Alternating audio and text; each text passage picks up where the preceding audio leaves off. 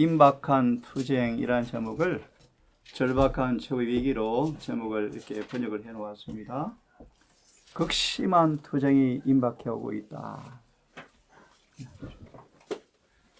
절박한 투쟁, 절박한 투쟁. 누구든지 짐승과 구상과 이름이라 순을 손에 이마에 가지고 경배하지 아니하는 사람들은 다 죽이게 하더라. 라는 절박한 투쟁의 시간이 우리 앞에 가까이 옵니다. 한 말씀 드리 기도하고 시작합시다. 아니요. 평안한 때는 교인을 양산하지만 핍박의 때는 교회를 정결케 할 것이다. 누가 가라이지인지 알곡인지 투쟁의 시간이 오면 판가름 날 때가 가까웠습니다.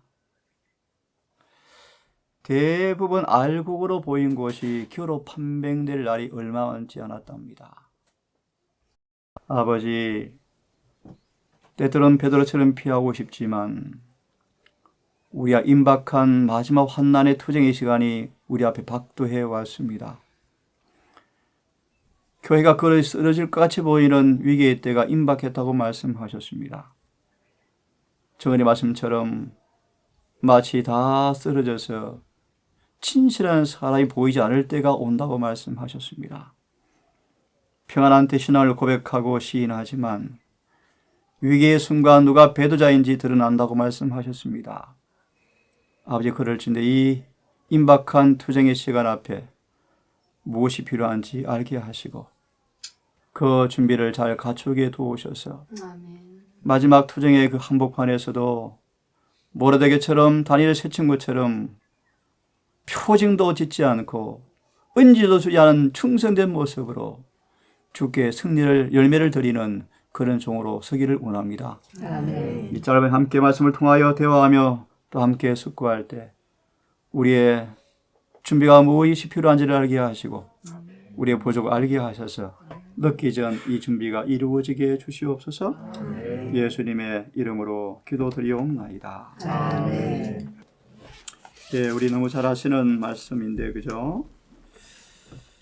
절박한 초의 위기, 시간 관계상 시편 119편 126절을 꼭 읽어보시고요. 시편 119편 126절을 성경과 주석을 읽어보시면 아주 의미심장한 우리에게 주어진 적절한 교훈의 말씀들이 그 교시에 많이 있습니다. 하나만 예를 들면 율법이 폐지가 되어질 때 일어날 일들을 그에게 주고 있는데요. 꼭 한번 읽어보시면서 이 챕터에 대한 공부를 좀 더 풍성하게 하게 되었으면 좋겠습니다. 사단은 마지막 싸움을 위해서 준비하고 있대요. 마지막 싸움을 위해서 준비하고 있대요. 최후의 결전을 위해서 준비하고 있대요. 그 장이 계시록 13장이라는 말씀이거든요.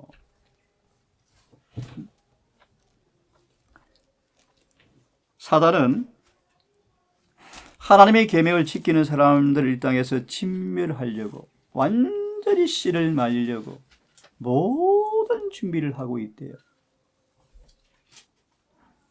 여러 예를 들 수 있지만 하나만 예를 듭시다. 바이블의 계시 가운데 은행들이 하나가 될 것을 예언을 계시를 받았죠. 뭘 시사하는 줄 아세요? 통제 경제 시대가 와요. 돈이 통제되는 시대가 와요.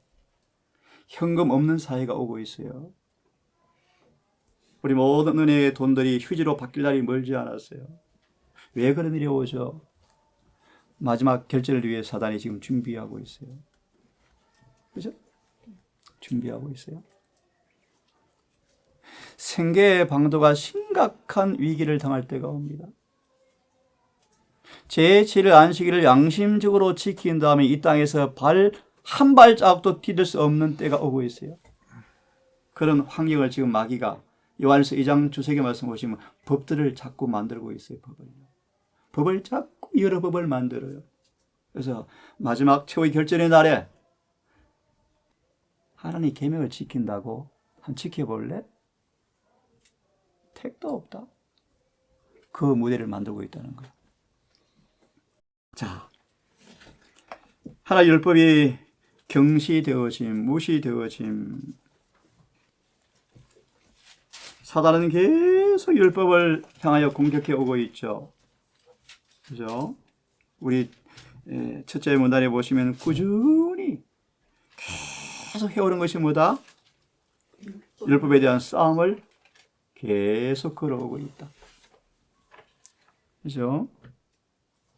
이 마지막 사단의 최후의 절박한 투쟁의 핵심이 뭔가 하면 읽고 질문 다시 드릴게요. 율법의 한 조목을 범하게 되어지면 온 율법에 대한 경멸을 나타내는 것을 마귀는 알진데, 그죠?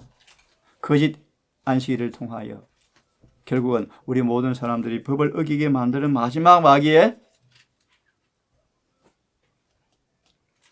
전쟁이 우리 앞에 임박했다 뜻인데, 두 번째 문단, 우리 이 일을 위해 사단이 어떤 일을 한다고 되어 있죠? 율법을 어기게 하는 것이 마귀의 목적일진데, 그러기 위해서 어떻게 한다고요? 교리를 왜곡시킨다. 어떤 면에서 이 일이 이루어지는 것을 설명할 수 있을까요? 율법을 경시하게 만들고 율법 어기게 만들고 경멸하게 만드는 수단으로 성경의 교리를 왜곡시키는데, 어떤 부분이 이 예를 충족시키는 사단의 전술임을 설명할 수 있을까요? 이 대표적인 게 니골라당 들어보셨죠? 좀 쉽게 말합니다. 두 가지 말합니다. 은혜를 강조하면서 순종을 약화시키는 것. 이런 방법으로 율법을 경멸케 한다. 또요, 하나님의 공의와 자비를 분리시키고 공의를 가소평가하는 방법으로 이 율법을 경시하도록 이끄는 모습. 이것이 마귀의 작전이요, 작전이요. 자, 우리 그 다음 말씀 보면 사단은 이 마지막 싸움을 위해서 자신이 사용한 기관들을 적극 활용한대요. 네? 그게 참 많은데요. 다 일일이 나열할 수 없어요. 은행들, 뭐 수많은 기관들을 활용합니다. 그죠? 두 번째 제목을 보시면 하나님의 정부와 그 율법. 율법이 없는 정부가 있을 수 없죠. 하나님의 정부도 율법이 기초가 되어지지 않아요? 예, 맞아요. 당연하죠. 반드시 한 국가는 법이 기초가 되어야 해요. 하나님 나라도 마찬가지요. 사단이 이를 어떻게 한다는 것입니까? 우상숭배를 통하여 구약시대에는 정부 법을 폐기시키는, 오늘날 눈에 보이는 우상 안 보이지만 뭘 통해서요? 신학자들의 교리를 통하여 그것이 우상이 되었다. 예를 드는 것입니다. 그죠? 그런 방법으로 뭐 한다? 하나님 정부의 법을 뒤엎고 있다. 이런 표현을 쓰고 있고, 그 다음 말씀에는 프랑스를 예를 들고 있죠. 프랑스 혁명. 그죠? 한 나라의 정부가 공개적으로 앞을 나서서 하나의 법을 무시할 때 일어난 일이 무엇인가를 보고 있죠. 그죠? 그래서 미국에서 앞으로 일이 벌어질 텐데 그 결과가 무엇인가를 미리 보여주었나요? 그것이 계시록 11장 프랑스 혁명이었죠. 다시 말하면 미국이 하나님의 정부의 법을 공개적으로 어기게 되었을 때, 온 세상이 따를 때 세상은 종말을 할 거예요. 그 말이요. 그 다음 세 번째, 율법을 가볍게 여긴 결과가 어떻게 될까요? 노아 홍수 사건이 왔죠. 읽어보십시오. 노아 홍수 직전에 이런 일들이 생겼어요. 율법을 뭐였습니까? 경시, 일부 다처, 그죠? 우상 숭배, 자아 숭배, 돈 숭배.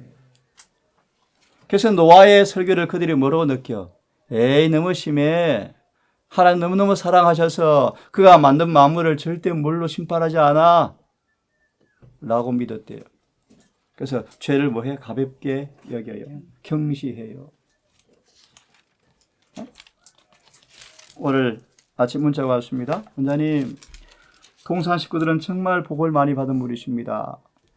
애까다 양식을 먹고 안식일을 거룩히 지키는 환경이 얼마나 좋겠습니까? 저도 그 물을 먹고 싶어요. 아직 많이 부족하지만 제7일 안식일 예수재림교회에서 안식일이 더럽혀지고 있어요. 슬픈 얘기인데 늦은 비 전에 재림교회에서 일어나야 할 일이 가운데 하나가 뭔지 아세요? 안식 개혁 운동이 일어나야 된대요. 이상하죠? 재림교회가 뭐 하고 있어? 안식일을 더럽히고 있으니까요. 그 이사야 58장이에요. 실제 지켜지는 게 뭐로 지켜지는 거예요? 눈물, 간장 아니에요. 삶으로 드러나야 돼요. 주님 뭘 원하실까? 삶의 열매를 진짜 원하시죠. 자, 세 번째. 사단의 속임수. 어떤 모습으로 속이나요? 율법을 지킬 필요가 없다는 거죠. 준수할 의무가 없다는 신조로서. 예, 율법을 지킬 의무에서 더 이상 구속력이 없다라는 가르침을 오늘 온 개신교회가 율법 무용론, 더 이상 구속받을 필요가 없다. 아무 날이나 신실히 지키면 되지. 이런 사상들, 예, 맞습니다. 또 사단이 어떤 속임수로 최후의 투쟁을 나를 위해서 사람들을 속이고 있을까요? 여기 보니까 와, 맛있는 과일이다. 근데 먹어보니까 죽었어요. 왜? 그 속에 뭐가 있으세요? 독을 넣어놨네요. 여기 말씀 보니까요. 하나님의 거룩한 진리에 뭐요? 거짓 것을 혼합시켜서 사람들 앞에 그것이 참된 것처럼 보이게 하는 것이 사단의 계획이다. 예를 드는 것입니다. 와, 일요일 지키는 거 너무너무 좋아요. 왜요? 가족이 그날 연합되어지고. 여기는 뭐냐면 건전한 교리에 오리를 혼합시켜서 사람들 앞에 참된 것처럼 속이는 방법. 예를 듭니다. 금주 금연운동, 가정회복운동, 어머니 교육, 아버지 학교 이런 일을 통해서 뭐가 준수되는 것을 강조하죠? 일요일 준수. 예, 거짓 것을 좋은 것으로 포장시켜서 속이는 것. 그래서 많은 사람들이 일요일 법명의 결국을 모르고 지금 그 운동에 가담한대요. 왜요? 좋은 것으로 뭐 하고 있으니까 포장하고 있거든. 그제 한 집사님이 저한테 상담을 했어요. 사람들이 치료하는 동원시키는 수많은 방법과 기술이 있지만 하늘이 인정하는 것은 하나밖에 없대요. 그거 아셔야 돼요. 오직 성경대로 믿고 가르쳐야 돼요. 자, 그 다음은요. 강신술과 현대 기독교.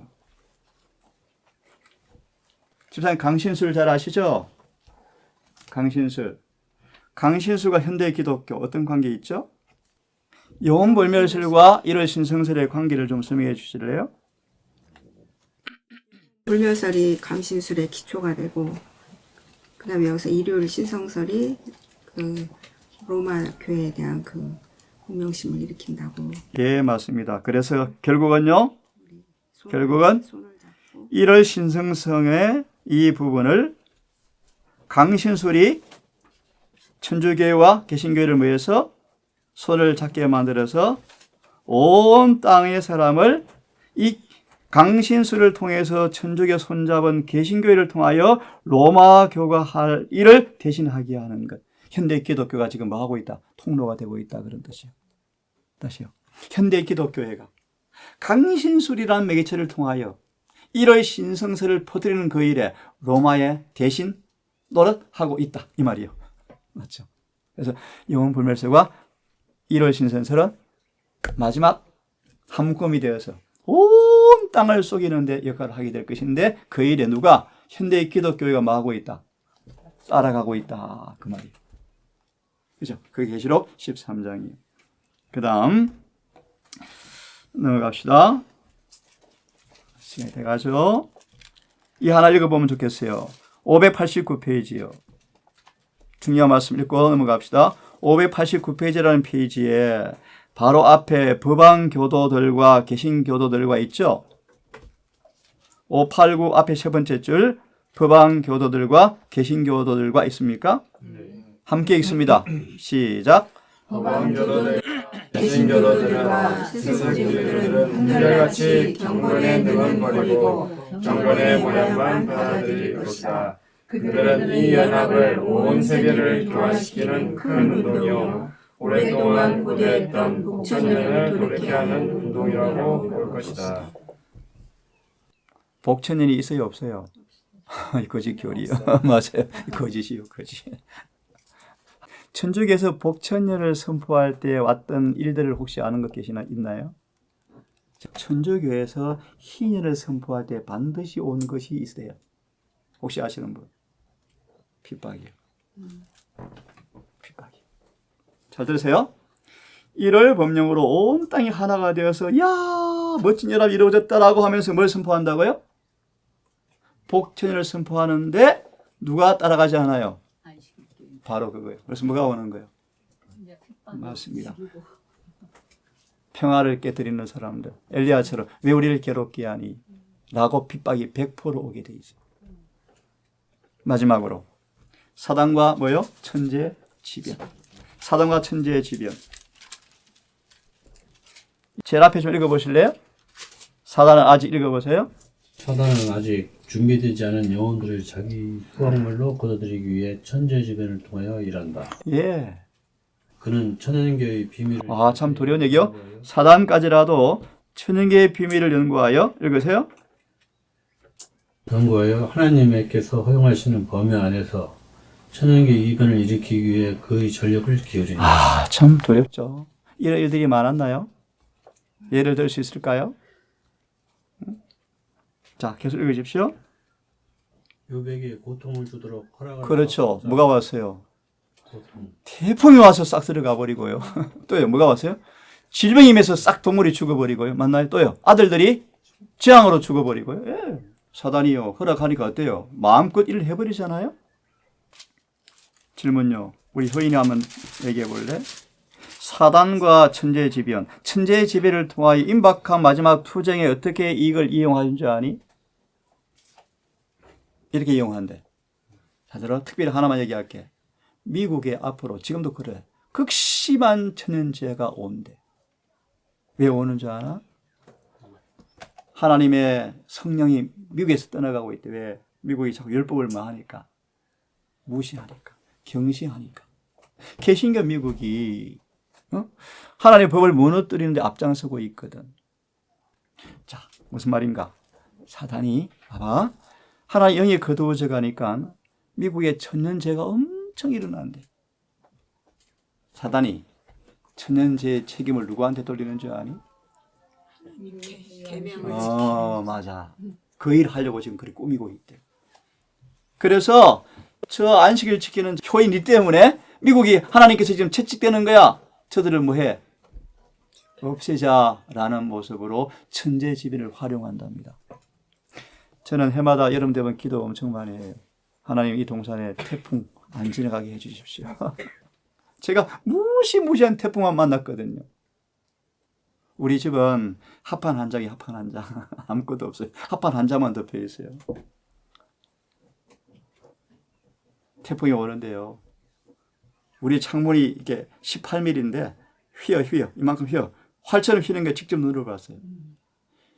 그분의 손이 안 잡아서 터졌을 거예요. 속수무책이더라고요. 우리 영이 쇼파로 막 나무로 치도 막 오는데요. 그때 해남에 전봇대 500개 쓰러진 해. 근데 우리 지붕이 조금 망가지고요. 망가진 게 뭘 망가냐면 그 싱글이 몇 장 떨어진 것밖에 없어요. 그 외에는 안전했어요. 신기했어요. 그때부터 저는 기도하고 하나님 이 동산에 태풍 좀 안전해 주십시오. 늘 기도하는데요. 지금까지 참 지켜주셨어요. 또 여름이요. 또 여름 태풍 시즌이요. 연 이틀 2해 동안 아무것도 없어 태풍 없었죠. 자, 마지막으로 하나님의 종에 대한 사단의 도전을 봅시다. 예? 예. 하나님의 종에 대한 사단의 도전. 우리 다 읽을 수가 없고 세 번째 문단이 있죠. 하나님께서는 사람의 의지와 양심을 한 집사님 읽어주십시오. 하나님께서는 의지와 양심을 결코 강제하지 않으신다. 그러나 사단의 상투적 수단은 자기가 설복할 수 없는 자들을 지배하기 위하여 무자비하게 압박하는 일이다. 위협과 폭력을 통하여 그는 양심을 지배하고 자기 자신이 숭배를 받기 위하여 노력한다. 이 일을 성취하기 위하여 그는 종교적 세력과 세속적 권세를 통하여 활동하며 하나님의 율법을 무시하고 인간의 법률을 강요하도록 사람들을 충동한다. 이게 계시록 13장과 17장이요. 세속적 권력과 종교 권력이 모여서요. 함께 연합하여서 율법을 무시하고 인간의 법을 만들어서 강요하는 게 마지막 투쟁이요. 더 읽어보십시오. 성경상 안식일을 존중하는 사람들은 법률과 질서를 몰랑케 하고 사회의 도덕적 재질을 깨뜨리고 무정부 상태와 타락을 초래하고 지상에 하나님의 심판을 불러들이는 자들로 비난을 받게 될 것이다. 마치 엘리야처럼 이 일이 올 거예요. 아합과 유약한 누가요? 아합이 누가요? 이세벨이 나약한 남편을 충동질해서 누구를 엘리야를 죽여버리자. 이 일이 오는 거예요. 그 다음요. 양심의 지시에 순종하는 그들의 행동은 완고와 고집과 권위에 대한 멸시로 단정될 것이다. 그리하여 그들은 정부에 대하여 불평하는 자들로 고발당할 것이다. 하나님의 율법을 준수할 의무를 부인하는 목사들은 강단에서 하나님께서 정하신 국가의 권위에 복종해야 할 의무를 주장할 것이다. 이런 목사들이 있겠다.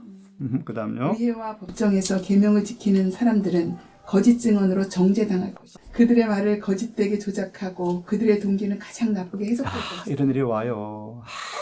아무도 우리 편이 안 돼요. 아무도요.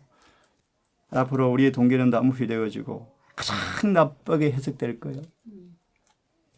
호소할 길이 없어요. 없어요. 그럴 때가 와요. 그 다음 읽어보십시오. 개신교회들이 하나님의 율법을 옹호하는 분명한 성경상 논증을 부인할 때 그들이 성경으로 믿음을 넘어뜨릴 수 없는 사람들을 침묵시키고자 열망할 것이다. 그래서 뭐합니까? 교회가 국권을 힘입어서 강요하는 일이 오는 거예요. 맞죠? 그 다음요.